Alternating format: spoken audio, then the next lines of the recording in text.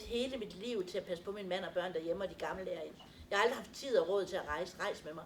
Jeg har så mange drømme. Og så tænkte jeg pludselig, ja, hvorfor er det, man kan flytte på et sygehjem, og så aldrig komme uden for en dør, før den dag, man blev løftet ud? Og så sagde jeg til mit personale, nu skal I høre, at vi skal ud og rejse. Alle jer og alle beboerne. Og så kiggede personale på mig og sagde, der røg den sidste kniv. Og hjertet på dig. Hvad havde du forestillet dig? Over halvdelen af dem er demente, kan ikke huske det, når vi kommer hjem igen. Mange af dem sidder i rullestol. Og for resten tyrer vi også 4, der ligger fast i sengen, som aldrig kommer op af deres seng og ud af deres værelse, som bliver passet og plejet inde på værelset. Hvad med de 4? Der var det faktisk første gang, det gik op for mig. At i de år, der var gået, de 13 år, der var gået, fra jeg startede som ufaglært på et sygehjem, og til jeg stod som sygeplejerske og leder af et sygehjem.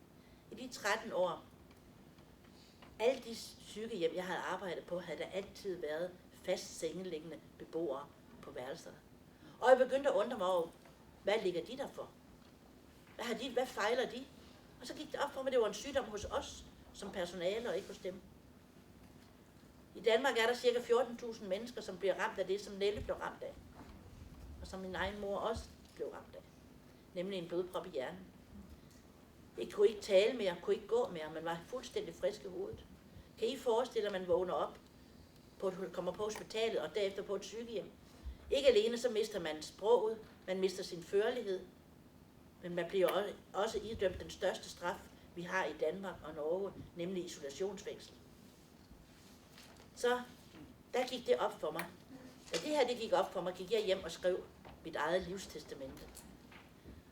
Og meget er rettet i det undervejs, som jeg er blevet ældre, men forsiden står præcis, som jeg skrev det den dag. Og jeg skrev bare, kære personaler, lad aldrig mig være en af dem, I bare ligger i en seng. Gå ind og vender og drejer hver anden time. Putter mad i munden på. Skifter en ble hos. Måske synes I, det er forfærdeligt stille hos mig.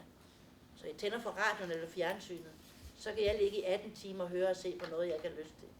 Så længe jeg puster, er et levende socialt menneske. Tag mig med ud, når I går ud. Og jeg sagde til personalet, de mennesker, de 4, de skal op og ud og være sammen med vi andre. Og da vi tog på vores første beboerferie i april 89, der havde vi 3 af de 4 fast sengeliggende beboere med os. Den sidste var død i mellemtiden. Og vi fik aldrig en eneste gang sengeliggende beboere i mine 23 år. Ikke isolationsfængsel, også oveni.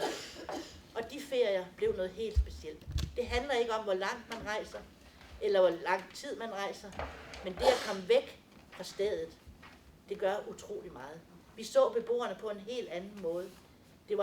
Der skete mere imellem ørerne på os personale på denne uges første beboerferie, end vi kunne have talt os frem til på 5 år. Det var fuldstændig vildt.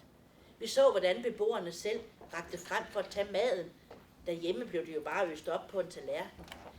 Altså, vi oplevede, hvordan at vi skulle ned og spise is, solen skinnede på havnen, og så ligger der en gammel dame på en sofa, og gamle Emma ligger der og siger til mig, jeg vil gerne have is, men jeg gider ikke at tage med. Nå, så siger jeg jo, da vi skal til at køre, hvem bliver hjemme og passer på